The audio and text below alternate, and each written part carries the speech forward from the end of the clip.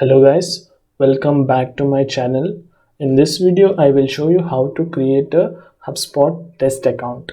So test accounts are used to learn or test any developer APIs. If you have created any apps, you can test. So in test accounts, you will get all the pro features just for free for around 90 days. So to create a test account, you will need a developer account.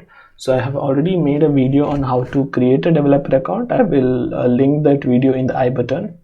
So you will just have to log into your developer account, and you will get an option to create a test account. So you can click here again. As it says, you can avail all those professional features, marketing, sales and service sub features just for free, and create an app. So it's for 90 days. You can name your account whatever you want. I'll just name SWAT test account. Yeah, and create. So we have created a test account. You can now click here to open it. Yeah, so this looks exactly similar to our default account. Only difference is you will get all the paid features for 90 days.